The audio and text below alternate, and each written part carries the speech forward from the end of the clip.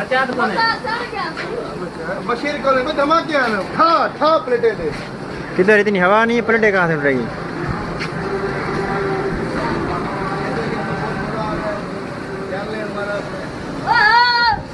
मत्था दिखावा भाई। अब चुप कर। नहीं है। तरपाल